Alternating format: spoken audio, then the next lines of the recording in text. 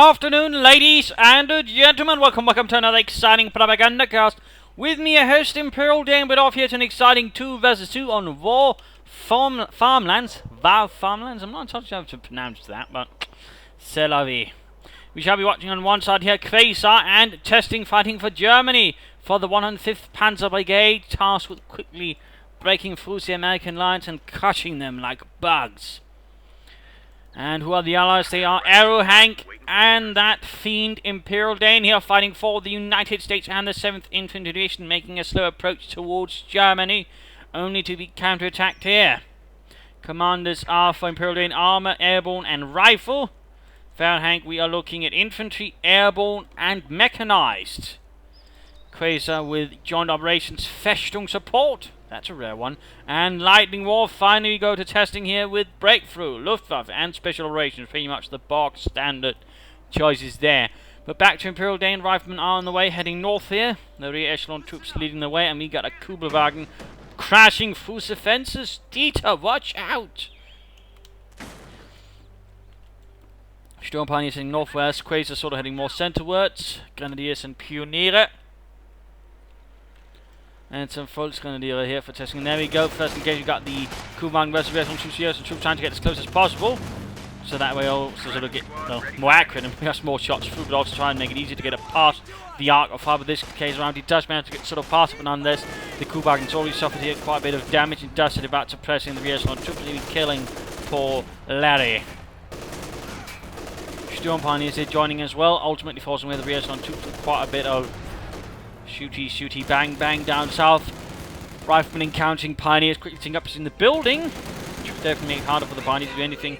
Fighting over here the southern fuel point, whereas the northern fuel point's fight has seen a bit sort of thrown up. Many are heading towards the centre, with more Grenadiers arriving here from Qvazar. Oh, yes, that's Qvazar actually. Riflemen closing in here. No, something happens here. Takes this centre point, and I realise he's actually shifting up here, so I quickly shift in here behind the ship because the Grenadiers can't hit him. This allows me to quickly gain the advantage versus one Grenadier squad here. Divide and conquer, if you will. In fact, I almost get the entire Grenadier squad. Actually, I do. So they ultimately, despite being outnumbered, I was able to, due to the terrain, quickly turn that upside down, ultimately getting one Grenadier squad there. So that was probably something Qvazar was not entirely expecting. Of north things continue as they were. Third rifleman squad on the way. South, we are seeing falling here to the hands of Aerohank completely because all the riflemen were in the centre here with an MD42 following up here for Qvazar. So approach in here, engaging the Grenadier. At the same time, we are noticing Aerohank probably realising where everything is going up, or already notifying him, so he's heading northwards. Volksgrenadiers flanking up, they're getting behind the building, catching the riflemen in a bit of a crossfire, except the Grenadiers are already pulled back. Forces rebuilding in the base. We have some troops joining in here as well. And ending up here with a quick choice of airborne. Riflemen here need to get away, though they are quickly getting focused down by all the German infantry. Caught here between a car and a truck. Well, actually, looks like 2 trucks. Meanwhile, Aerohank pushing up the south here, riflemen making a cautious approach. We're showing here that Qvazar is also forced to fall back due to the pressure from Aerohank fighting up in the north. Sturmpioneers really almost finishing up though. In fact, he did finish off with Shumine. Pathfinders arriving to look for a path to blaze through. Kubelwagen shifting up to sort of deal with the Americans. And there you go, spreading up by the way here to sort of try and, well, enjoy. Both squads aren't caught in the arc of fire. There we go. Sturmpioneers charging in and getting close there with an anti-tank rifle grenade. We have a lieutenant reporting in for duty. Riflemen there, close to getting wiped out. Very close. Kubelwagen is forced back, heavily damaged. Pathfinder sneaking up here, taking the central road. In the meanwhile, Aerohank continually good pressure here. Using the terrain to sort of negate the MD42, also getting some good jumps here on Qvazar's infantry. Riflemen here continue to draw fire. Sturmpioneers taking further and further losses. We've got the Pathfinders moving up here as well. Up through the road. And there goes Sturmpioneers trying to repair the Kubelwagen there. Tezting clearly perhaps feeling a bit too confident away. He lost them. And now the Pathfinders might be able to get that Kubelwagen as well. And there we go, out of control. And kaboom. Kubelwagen is a ruined wagon. Or a crumbled wagon, I don't know, whatever you prefer of puns. There's the force wave, Volkswagen's holding up the building continually. We've got a Raketenwerfer, clearly pulled out for vehicles, but there's nothing to deal with there. Lieutenant moving up here, ready to move in, and mine went off, annihilating the entire unit in one go. They got wiped out. A heavy blow there. One junior officer already down alongside old friends, but going over to Aerohank. 4 rifleman squads taking up with a captain. And we got at the same time from Tezting here the flak half at the 251-17. Probably, well, the Panzer Brigade tactic had 251-17, but they actually had the variants with the flak drilling, that is triple aircraft machine guns, all set up in an anti-aircraft configuration, but also meant for sort of tearing apart infantry and other fun bits. So, little fun fact there. Grenades now available for action. Little fun fact there. But the Panzer Brigades in general were sort of small assault formations, about regimental in size overall, meant for sort of actually fighting on the eastern front, counter-attacking and breaking off German or Soviet spearheads, sort of causing damage there. Most of them were actually sent in versus the Americans, and a lot of them took heavy casualties in the process, basically in most cases being disbanded and used to form reinforcement for other units. MD-34 and an MD-42. So we got Luftwaffe here for Tezting, and a Granatenwaffe here for Qvazar. The North, though, is largely lost here. Tezting, you're playing a bit around with his half-track. We need to be a bit careful, though. There we go, an MD-34 covering the northern fuel point. And Rifleman there getting plastered with 2 centimeter auto cannon fire.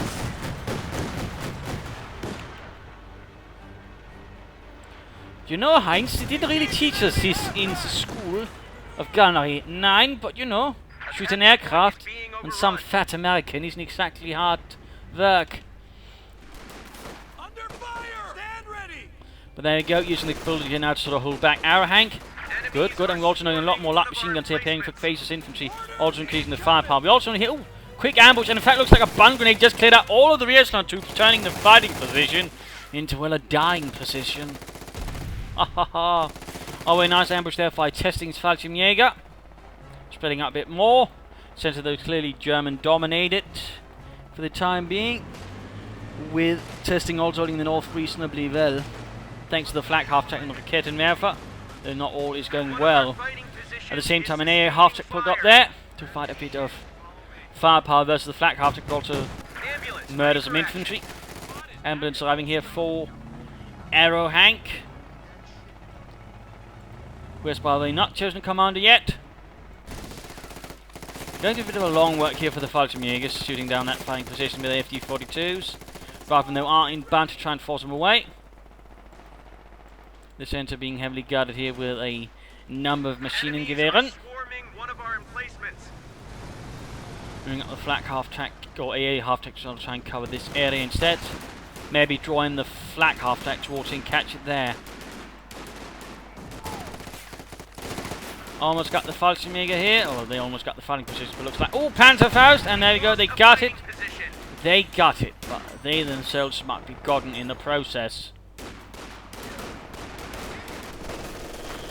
And there we go, the centre here getting quite ugly all of a sudden with MTs firing away. We also got the mortar, of course, the Granatenwerfer. Right here, positioned next to the building, a bit of an interesting move there by Qvazar. We got the Pathfinder setting up position there, firing over their scope rifle and the M1 carbines. Could clear out that mortar crew with a few good shots there. And there we go, mortar crew wiped out entirely, the MD-34 they're left behind. And another Fallschirmjäger squad. Oh my god. How many are hiding in that shed, or at least infiltrating through it?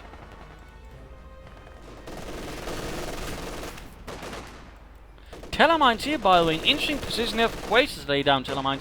Not what you'd expect. I suppose he must have had some experiences playing on this map previously, telling me it's a good spot. And Tezting popped in there to provide support. And there we go, we got the flak half-track moving down here, though, taking a path where the AA half-track could not get it. Stuart light tank out here. Interesting enough, he did not get a lot after that captain for some time. A full push into the centre is quickly stopped though by the MD-42s and MD-34s here.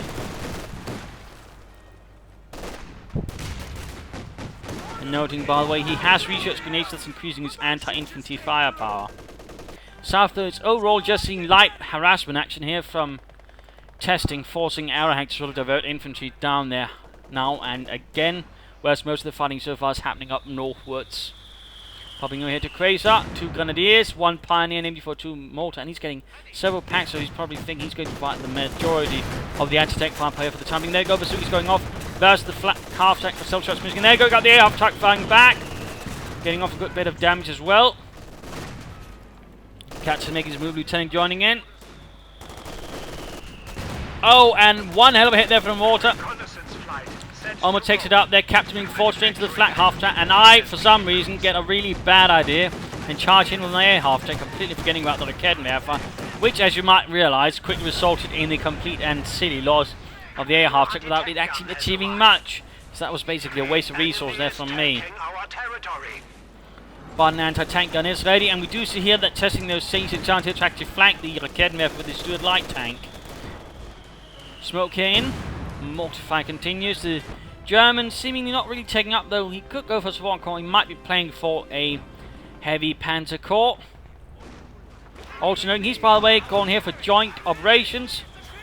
He could call in an officer to support things. That might actually benefit him. Could also allow him to sort of fire more artillery from his Granatenwerfer. Vice versa. Schwerer Panzer quarter set up to cover the center as well. The Germans are clearly centering everything around here. That's basically their focal point of any effort. The Schwerpunkt, where the attacks and offenses will basically run from and everything sort of happen from. North is beginning to look a lot more tenuous, pulling here a slightly wider flank, sort of try and catch them off guard. I figured it would be heading towards here, but actually there's no MD-34 shifted over there.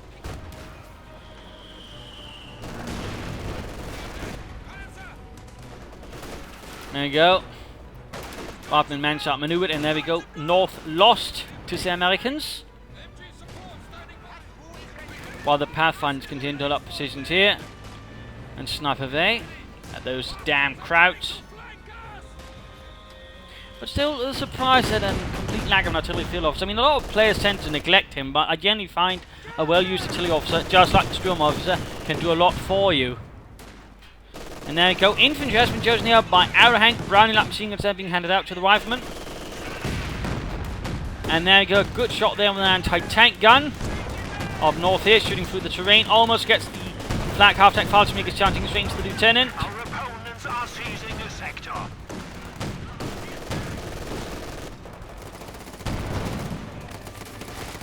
Grenades and such doing their best, but ultimately not quite sufficient, and it is ultimately resulting in a retreat as the Fallschirmjägers make their way through the thinly held Northern American lines.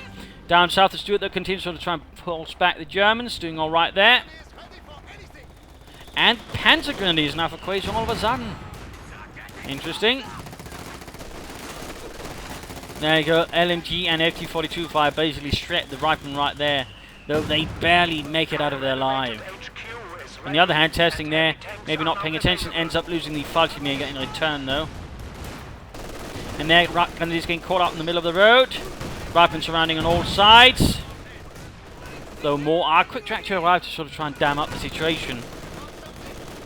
Also to note, there's been absolutely no sign of the Schwerpanzer corps so far seeing any usage from Tezting. No Obersoldaten as an example, which could provide him with the notable more light machine gun fire. Major out.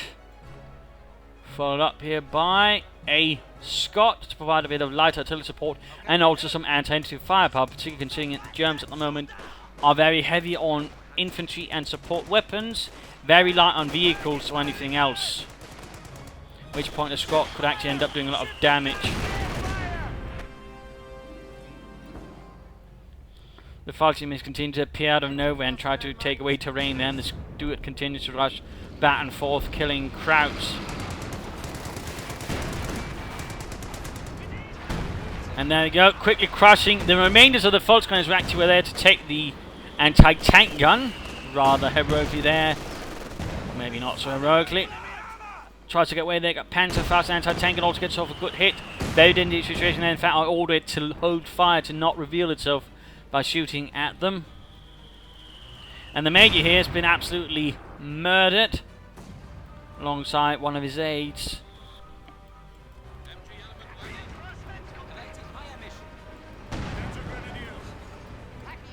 And thus the Germans quickly form a more stubborn defence up north here, with several anti-tank guns, and of course the flak half-track serving as a nice sort of defensive focal point, supported by all those anti-tank guns. Now the Germans are pulling back, actually.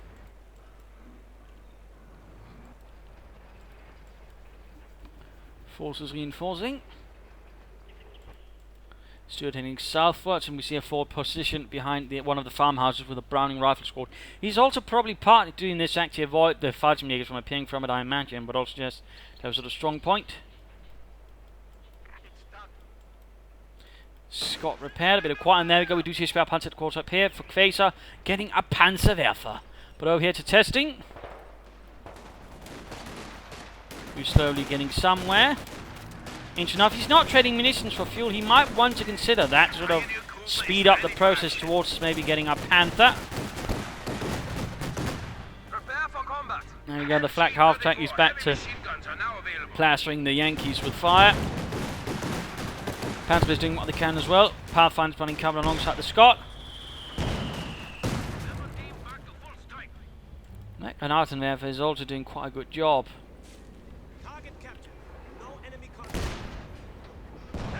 And a devastating Scot there, or shot there from the Scot, crippling the Fallschirmjägers.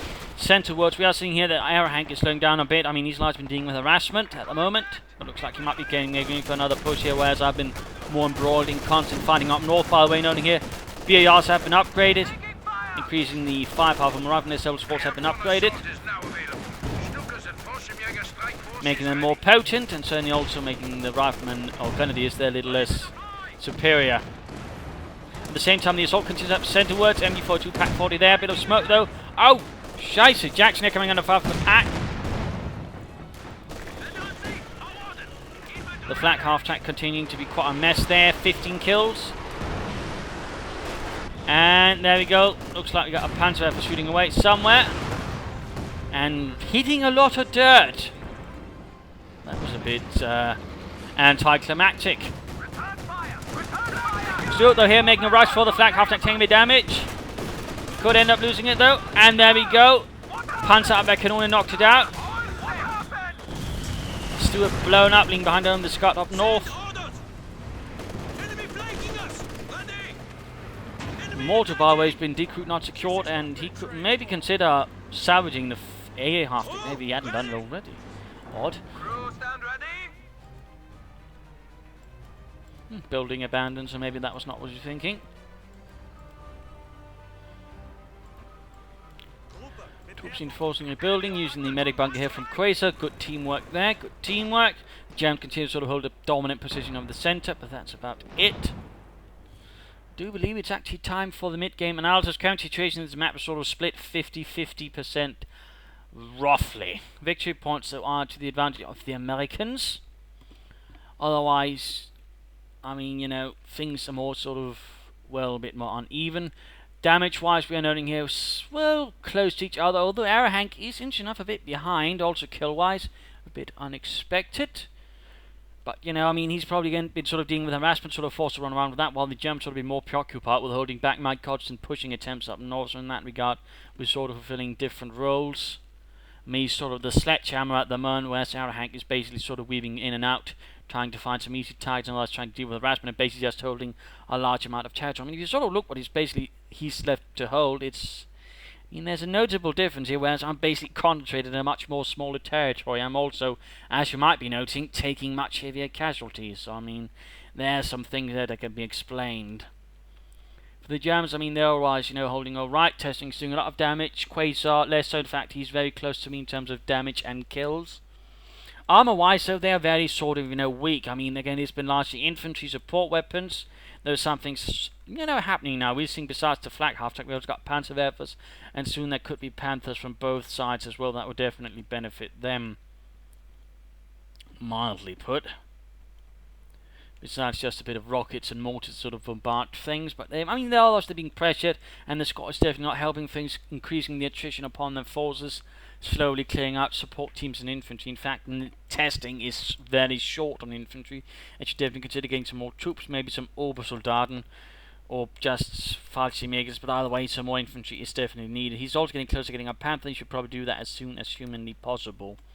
That way, adding in some more armored punch and also forcing the Americans, so this me and Aerohank, to be a bit more cautious throughout this fight.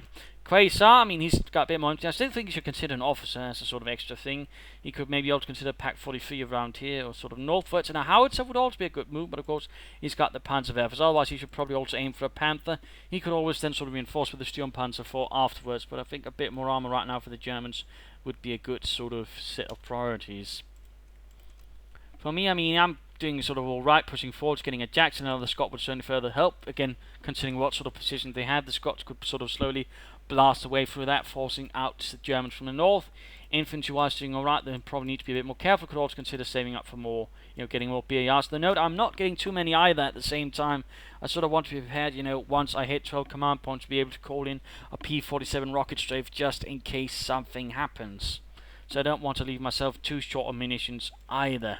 So it's a bit of a balance right there, but so far I managed to sort of equip both rifle squads here with BARs to sort of head extent, plus the lieutenant has also grabbed himself an extra one, further increasing his firepower as well.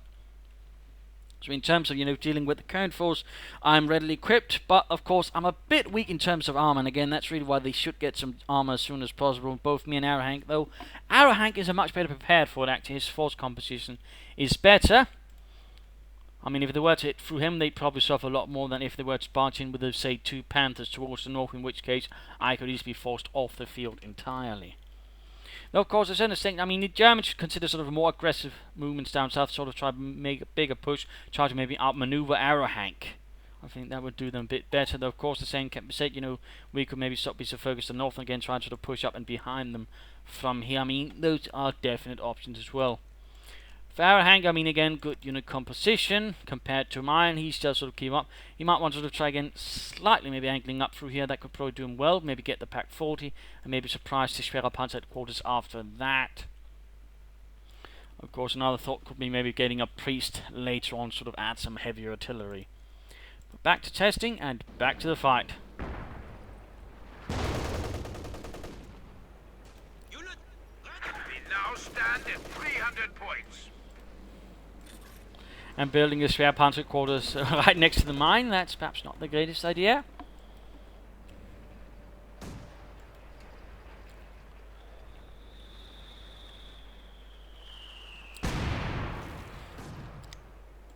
Waiting for the forces to arrive. The Pathfinder still holding on, by the way, closing in on Veteran G3.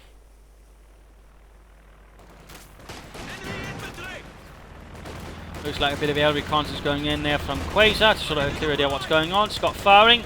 Panther is there out in the middle of the water in the lake. Scheisse Jurkens, this is not the time for the bath. And there you go, we got the Panzerwerfers firing straight into. We've got smoke going in, large assault going in fact striking down the infantry. We have some troops almost wiped out, but beyond that the Panzerwerfer really didn't do much there. Not much work on aiming his artillery a bit there. Infantry continues. Of course, an officer would also help that because that would allow him to fire another battle pretty quickly.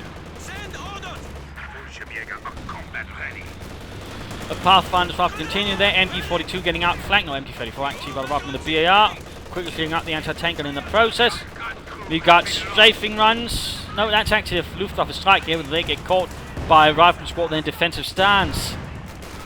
There you go, the north once more secured by the Americans, although with heavy loss. MG34 left behind, the anti-tank gun also. Squads there being wiped out. And there we go, got a Panther on the way here for testing. Pulling back here to Dane. His forces took quite a flashing there in the assault. And we still got that MG bunker there to clear out as well. For good measure. There you go, quick rifle nick, but the rifle fall back in the face of such firepower. And as all of this is happening, we note here the German players have secured the south again. Good job, they're harassing that returning force. Aerohank to sort of switch off to deal with that again. And the bunker, though, is quickly dealt with a bit of focused fire. P-47 ready to support as well. Riflemen just need to get out of there. Even if the Scot is there to help, they're not going to last much longer. There we go. Friedrich there got blasted into a very fine pulp. And there you go, Panzerkampfwagen 5 rank to support. And what is this? Is this another Panther? No, it's a Sturmpanzer here from Qvazar. Ein Sturmpanzer 4. Counter-attack to the south here, sort of trying to deal with harassment. MG42 versus Browning, not machine gun, artillery going in. Then we got the priest firing. The flak half-track still remains, by the way. Good job there. And keeping it alive for so long. Second Scott being summoned up. And we got the Panther breaking through there. Anti-tank gun beats us return time. There we go. Shot bounced off. Jackson firing in as well. And there you go. Shot penetrated. And Sturmpanzer 4 arrives as well. The flak half-track getting victory in the process. While another serious assault seems to go up. We also note here by the way, an S-mine field has been laid down to cover the centre as well. Good, good. Sturmpanzer 4 versus now the anti-tank and the Jackson. It takes quite a bit of damage as well. Almost getting knocked out there. We just got ourselves a field promotion. The fighting intensifies. Further trooping there. It looks like Tezting finally got some more infantry. Moving ahead there, but now with 2 Scots to tear apart the infantry, things are not looking so good.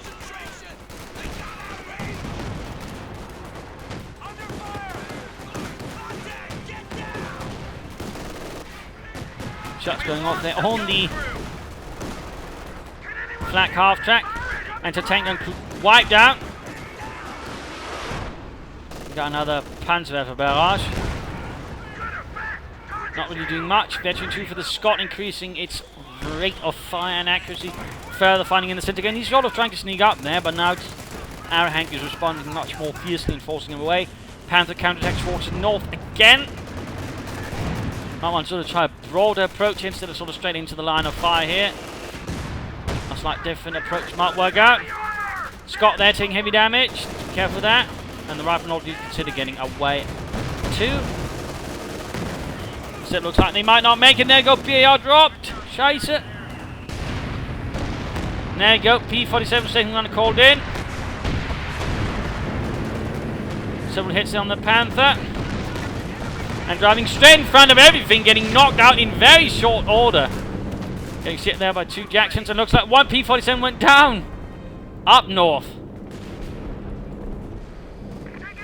Good lord. Panther brewing up there. Panther trying to make your way forward there, but rather quick to cover that fall in BAR. We just lost a unit. Squad's getting wiped out. Heavy losses there, or at least maybe the Scot, who knows. We're losing a capture point. Got another pass there from the P-47, taking on the Panzerwerfer. An added bonus before crashing down itself, almost knocking out the flak half-track in the process.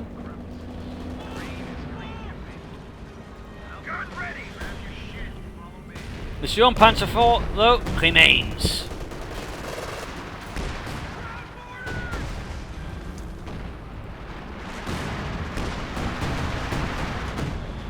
More heavy fighting going on in the Sturmpanzer 4, though. Taking quite a few shots there from the Jackson and other assembled units. Oh, Rifleman squad wiped out in one hit! Sturmpanzer 4 taking a heavy hit. Further fighting in the centre. The priest is having limited luck, though.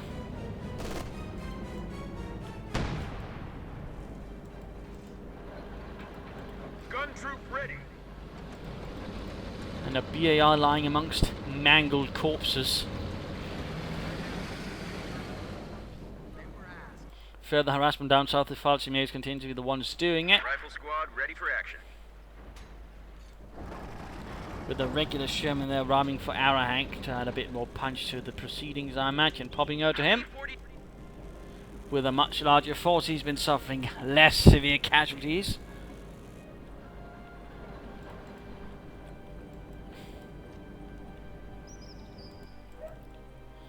Krauts are taking one of our points. The Germans have been forced further back, and there we go. Note by the way here, Schwerpanzer quarters out, and we've got the Pack 43 going up here. Schwerpanzer Abwehrkanone. Sturmpanzer taking heavy shots there. Might go down, might go down. One more shot from a Jackson. No, none of them hit, by the way. Crew ready. One wonders where they learned to hit. Black half track there, closing in on veterans who fleet, taking hits as well. And pop smoke though, the assault continues, count works. Sherman ready to Once go. more the Germans are thrown off the field, since they were barely on the field there. And the Scots continue to blast away. There you go, Pack 43 ready. Round complete. Breach clear. And quickly turns to fire northwards. Asses. Tactical That could be bad news for the Scots.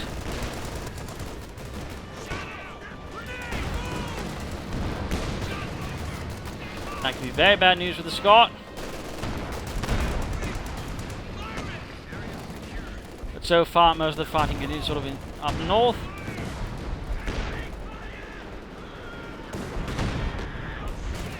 Looks like the Scots are about to get knocked out by Pack 40 there, and there we go, kaput. The Yankee Panzer is kaput. Knock it off and listen up. Sherman hiding. Big push. Gather round. I smell orders. My forces getting crumbled rather severely, beginning to bleed out nastily, leading most of the fighting sort of slowly more towards Aerohank, which is not really good. But nonetheless, the Germans are in the process though getting forced back, but at the same time one should be careful one doesn't suffer too much, allowing them to sort of muster a counter-attack. Get ready.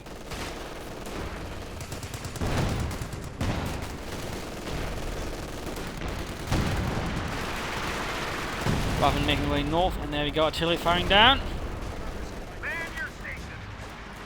In an attempt there to get the Pack 43, doesn't really seem to have much luck in actually hitting. Mostly blowing up some sandbags. Paratrooper assault here getting countered by Fudgemix and the MD-34 resulting in a quick and swift retreat from the paratroopers. In contact. While the center victory point actually gets secured despite the odds.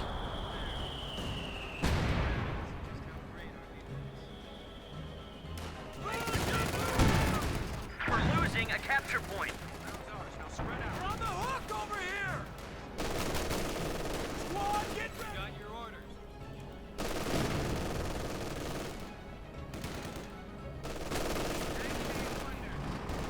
Ready. Stand ready. Panzer's moving in, we got the Sherman moving in. German infantry. On armor piercing rounds, they might want to continue over to high explosives. Also looks like artillery strike about to get called in there on the Pack 43. There we go. Knocking up the anti-tank gun position, leaving the Germans so much more vulnerable to enemy armor. All done over here.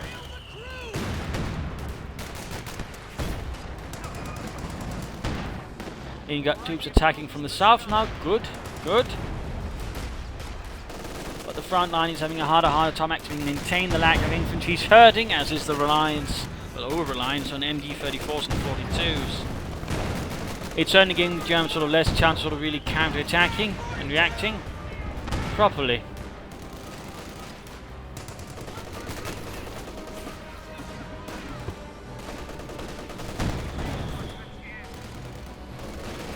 Gun batteries report Veterans barrage E3 MD-42 strikes buff now grenades. available in your sector.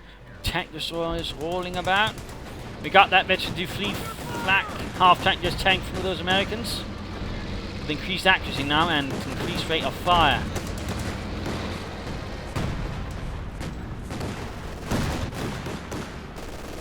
No further sign of any Panthers from the Germans. They shouldn't be getting there Enemy though. is overrunning one of our capture points.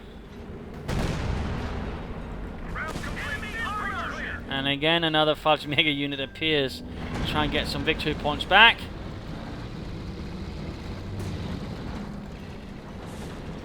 Send your orders.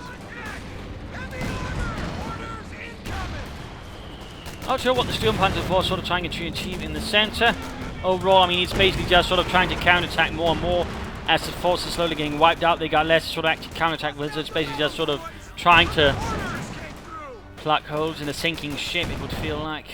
Well, grab your shit. Need something to sort of try and wrest the initiative back. The capture point is under attack. Stand ready. Contact! MG-42! Veteran 2 on the Jackson, by the way. And And there we go. Qvazar getting a Panther. Tezting could be minutes away from one himself. Popping out to Qvazar here. With most of the German heavy armor at the moment. And the Sturmpanzer 4, he's got a ton of manpower though. He's definitely consider getting the officer at the sort of very least to quickly put things together.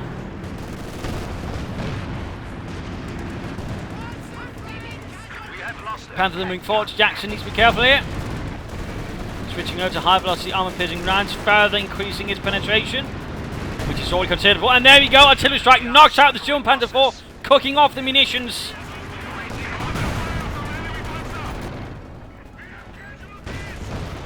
Panther there taking heavy damage, almost getting knocked out. Jackson, and there we go. I think the priest got that one too. Yes, indeed. And all of a sudden, all of Qvazar's armor is burning on the road. Things completely falling apart now. The only last hope might be Qvazar with another Panther. But he's spending all his manpower now on Fallschirmjägers and other things. Interesting enough, Qvazar never built any fuel caches. I think that might have helped the Germans a bit. And the only thing that remains is that flak half-track Tezting got early on. And that's well job done now. Job well done. But the Scots arrive again in larger numbers, further pressuring the infantry. Again, the one thing that the German possess large numbers of.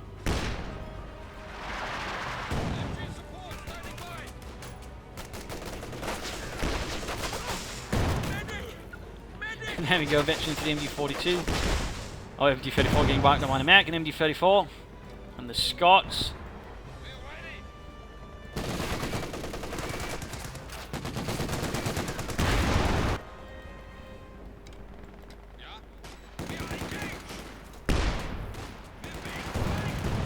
Switching out to incendiary rounds.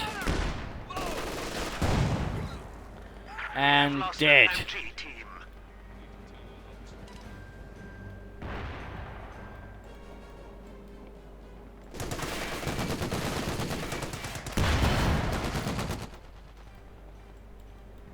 Things are getting hot here. A little bit. Go.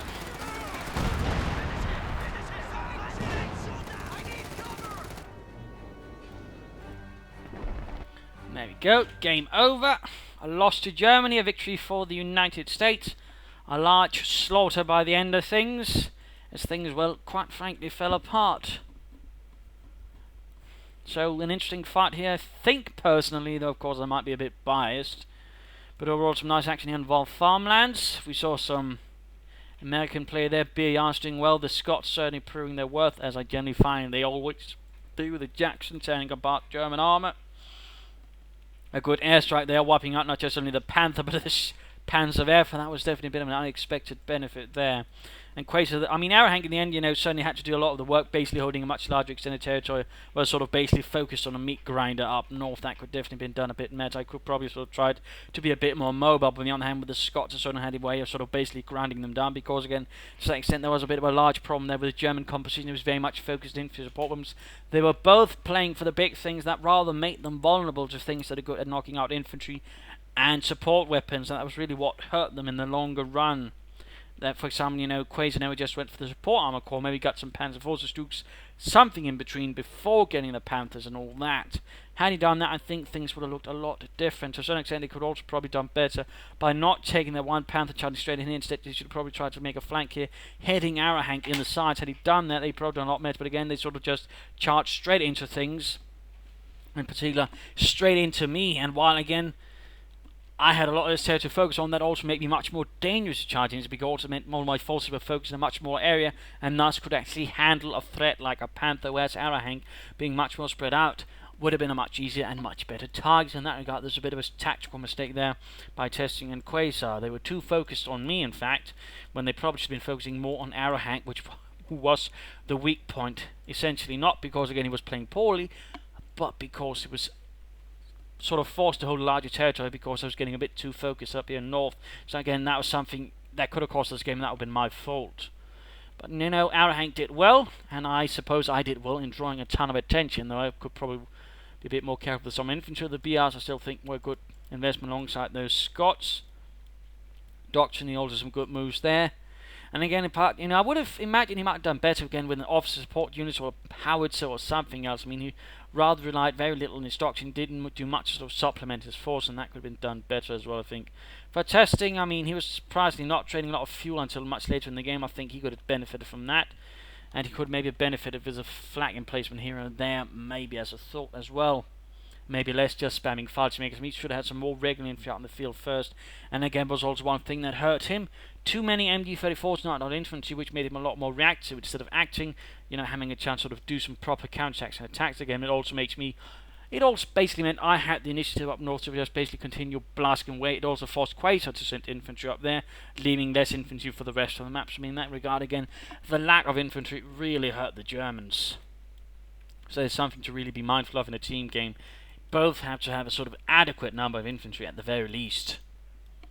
So that is a little comment there. But I hope you enjoyed this match. If you did, why not subscribe, tell your friends, share it with everyone. If not, send in a replay and find some feedback in the comments. And if you do enjoy the Propagandacast and all it brings on a weekly, monthly basis, and daily for that matter, consider donating on PayPal. There's a link in the channel description. Every little dollar helps in keeping me going on. And as you know, thank you all for watching. I hope you had fun, and see you all another time. Cheers.